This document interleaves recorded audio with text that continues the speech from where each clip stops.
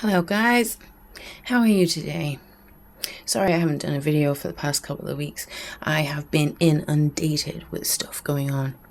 It is now the 25th of April 2017 and yes, it's been a very, very hectic few weeks for me yet again, but this is nothing unusual, for those of us who are used to being under spiritual warfare.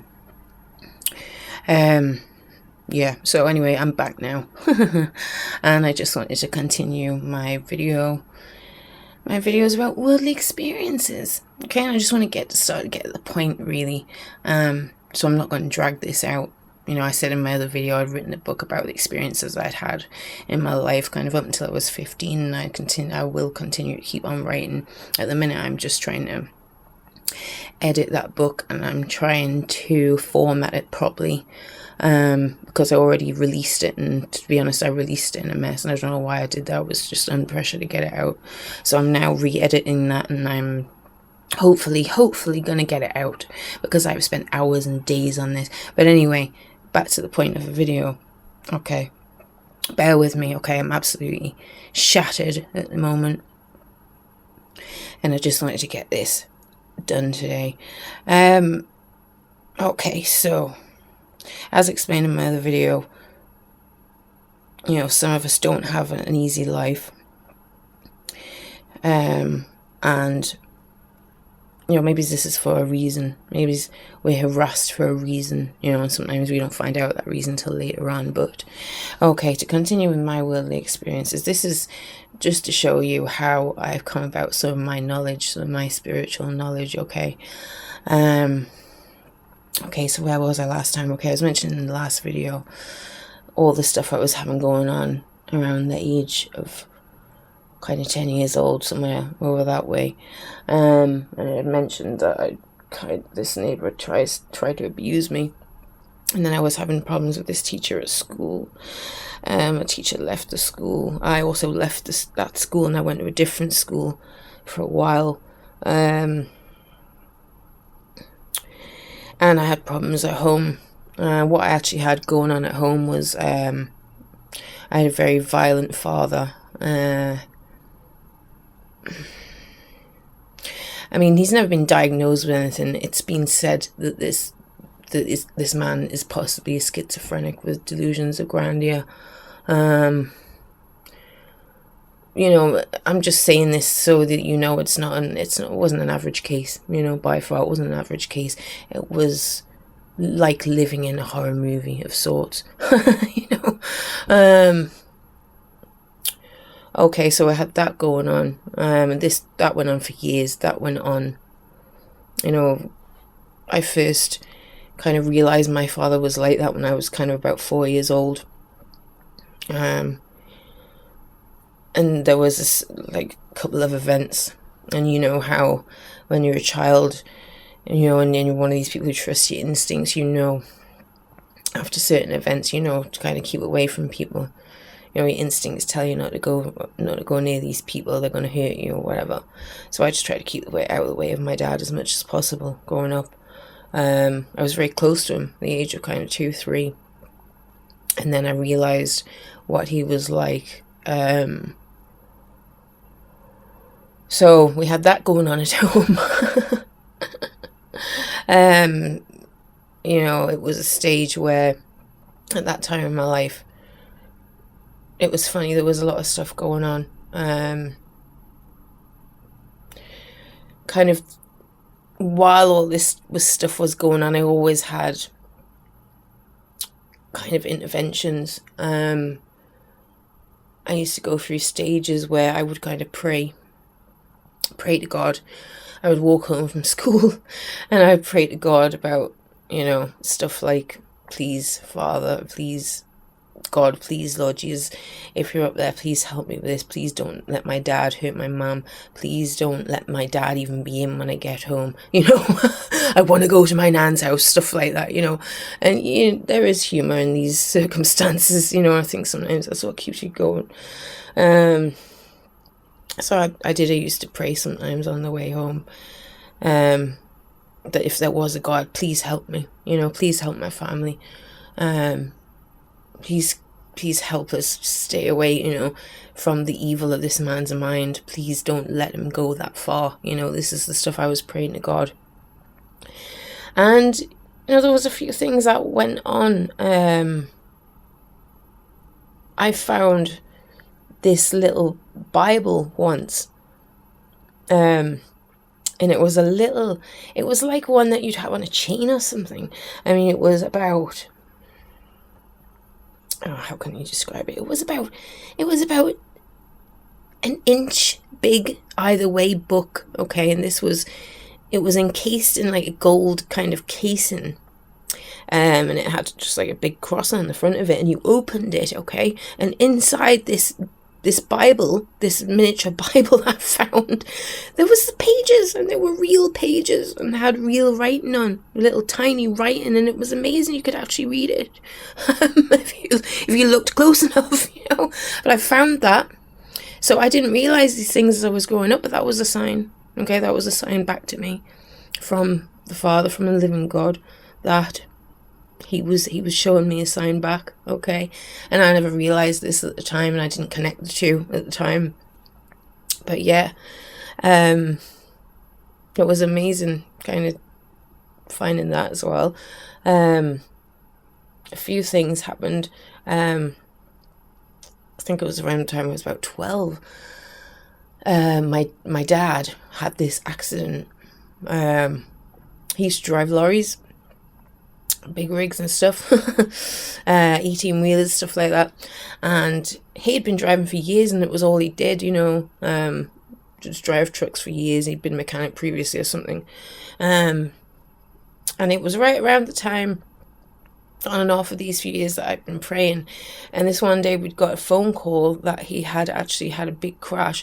He'd been going on this highway too fast.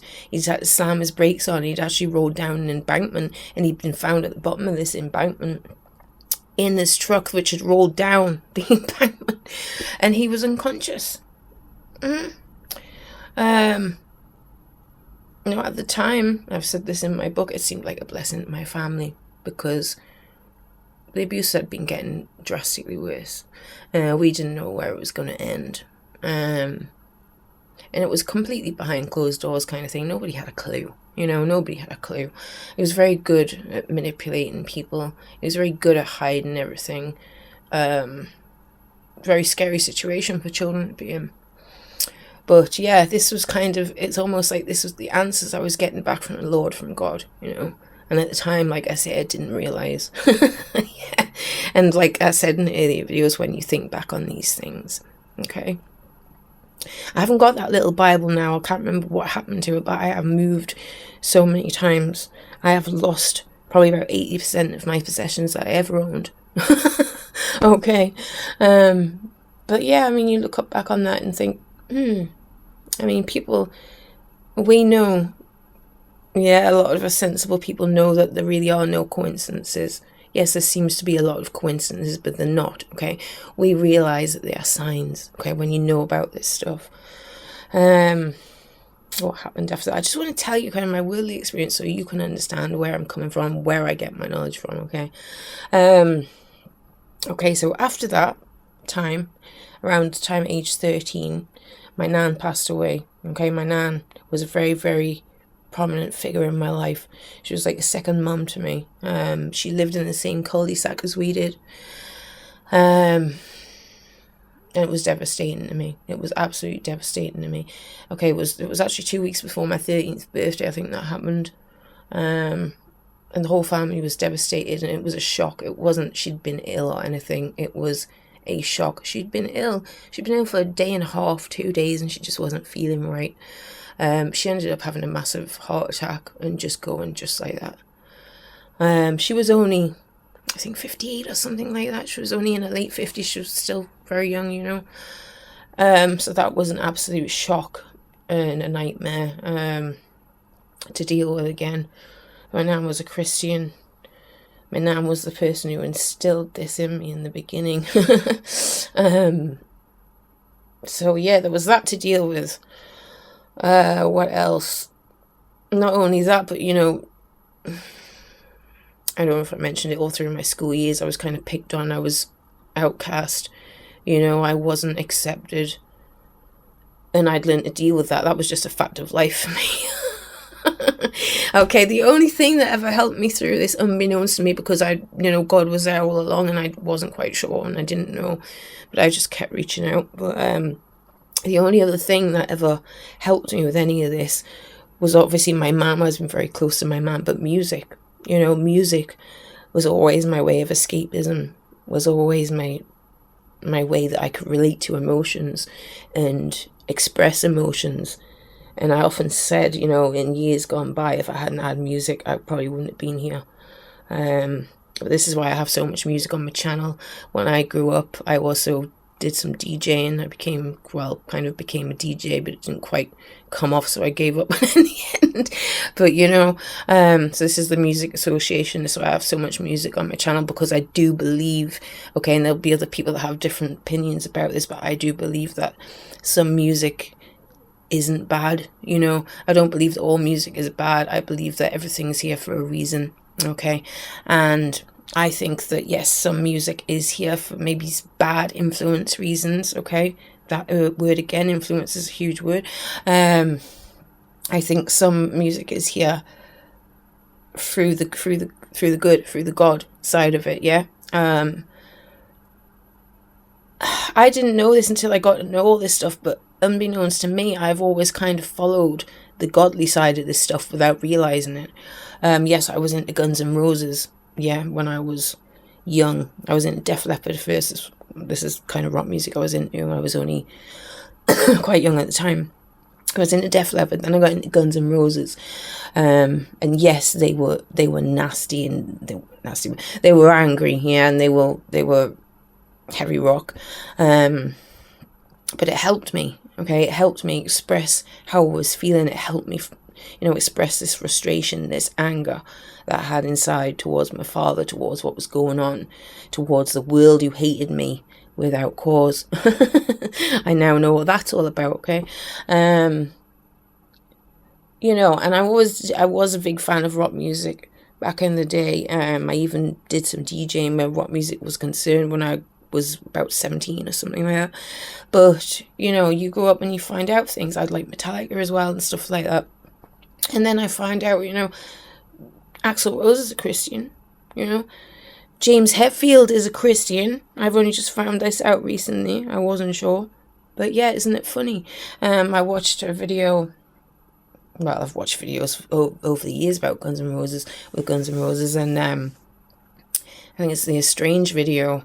Axl walks out of his house in the video and he has a huge almost life-size Jesus on the cross in his house, okay? And he wears a cross a lot on stage, and so does James Hetfield, okay? That is not part of the false deception. This is their reality, okay? That's what they actually believe. So I don't think all music is of Lucifer, okay? I think that some music is there to help us express ourselves and it is godly. Okay, what else can I get on this video before my phone runs out? Yeah, so that happened. Then at 13, we decided to move, me and my family and my granddad, and some of my family decided to move up to the northeast because my granddad had grew up here and was a Geordie, is a Geordie. Well, he passed on, but was a Geordie. So we came up to Newcastle, we moved up here, so my whole world changed. I'd lived down south of the country, let's just say, it's in my book, forever, since I was born to when I was 13. And then we left that, we left all my cousins, we left, my friends, which there wasn't many, but there was a few. And we came to live in Newcastle. So that was a huge change for me. After 3 months of living in Newcastle, my mum managed to take the huge leap and leave my dad.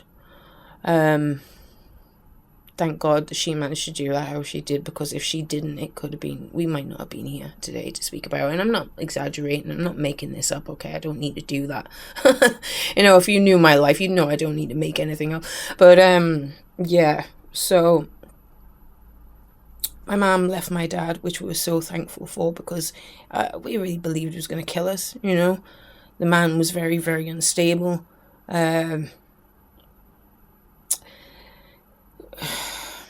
He was very, very ill, but he didn't do anything to put himself right, put it that way.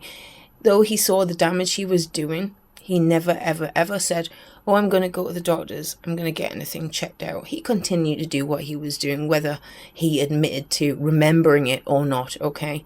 So, in effect, I can't say, oh, well, it wasn't his fault, okay? Because it was his fault, basically. Okay, if he could see the damage he was doing, which he surely could on a daily basis, he should have gone and he should have got help, but he didn't. And he was willing to continue what he was doing, his reign of terror on his family. Wow, did you see that? That wasn't all again, guys. But anyway, that in itself was a hell of a thing to get through and a hell of a thing to live with. My mum left him. Thank the Lord, my mum left him, and she did it, and she pretended that she'd gone to the shop. She went and picked us up from school, and she got a taxi, and she took us out of there. Thank the Lord, okay? It's amazing. It's a miracle that my mum managed to do that. So then I went from there, and we went into what you would call a refuge, Women's Aid, and it was like a hostel for women who are fearing for their life. And so you can imagine, you know, the people I met, the circumstances I've been through, and what the things I've seen, basically. Okay, the situations I've seen. I've seen so much in this world, okay, and now I'm only up to the age of kind of 13, 14, okay. What else?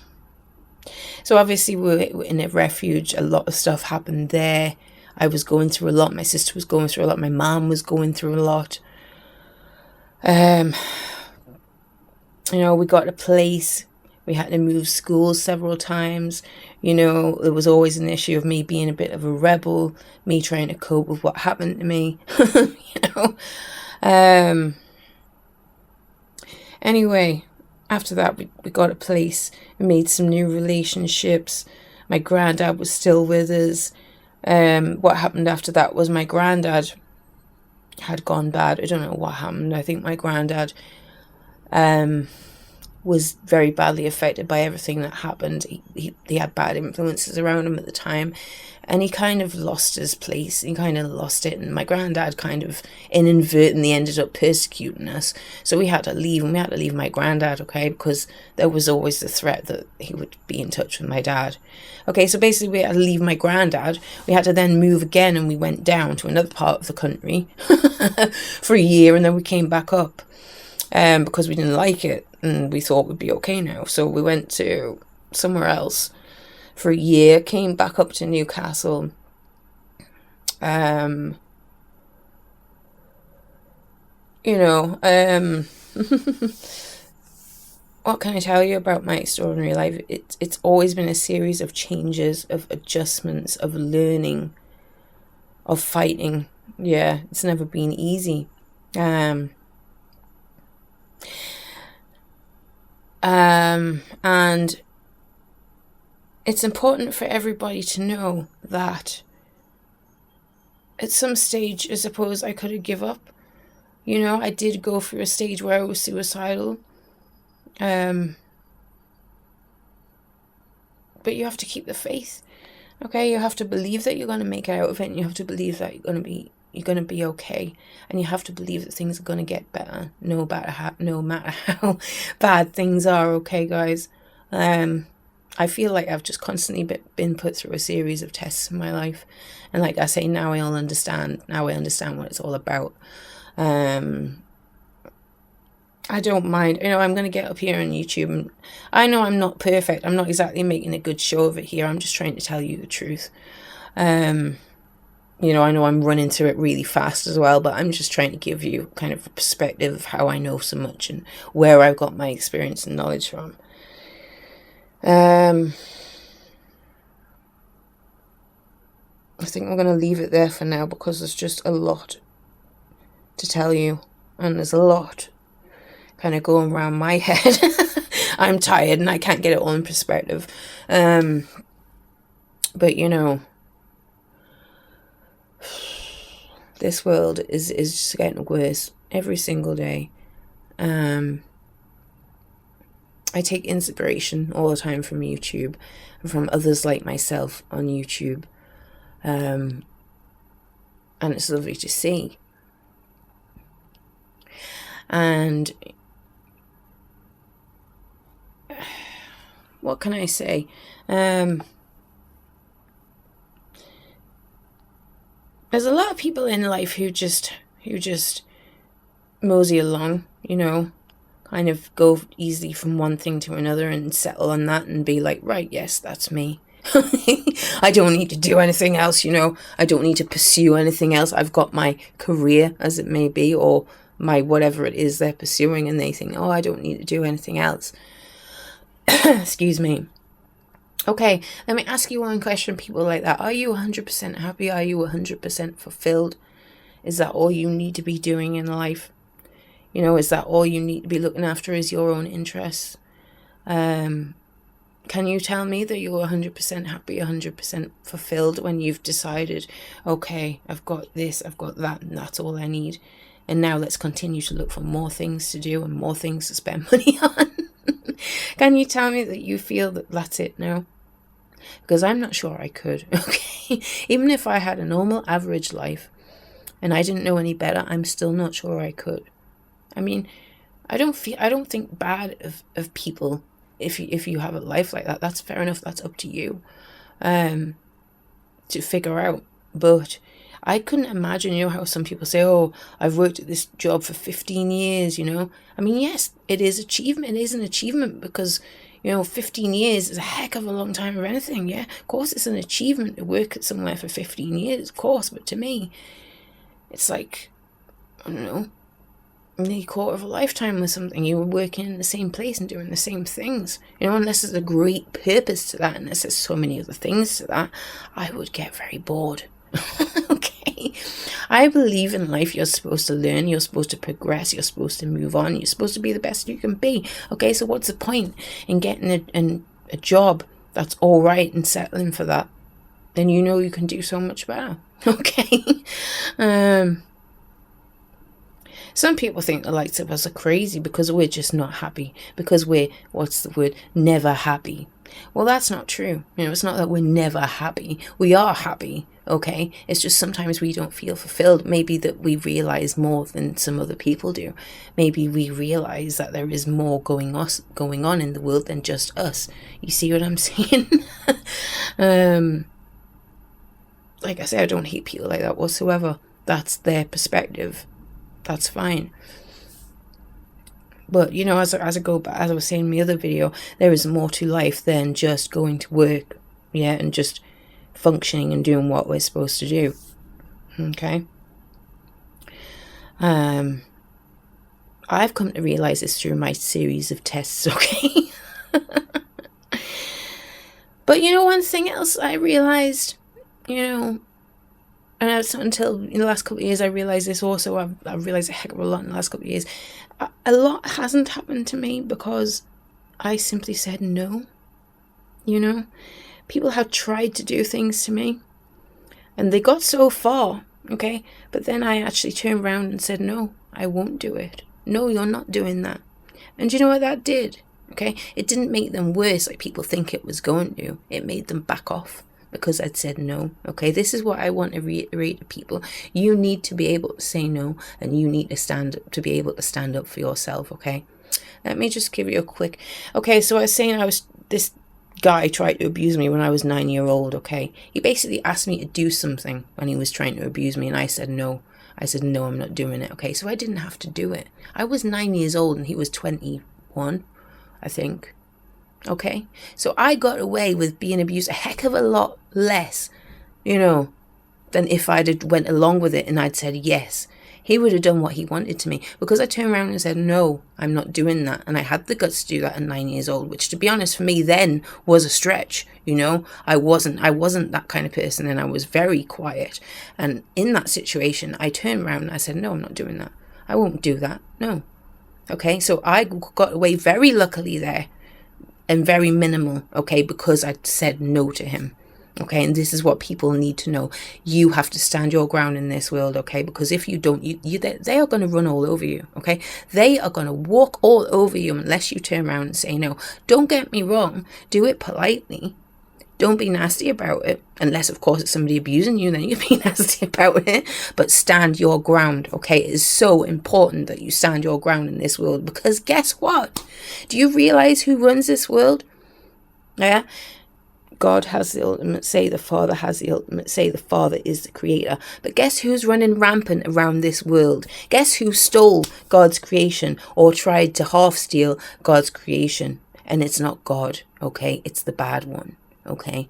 And this is why you need to be able to stand up for yourself and say no, people. It really is, okay? I'm a nice person. And I've always been a nice person. When I was growing up, I was far too nice. This is why I'm surprised I turned around and I said no to that guy. Okay, but it served me so well.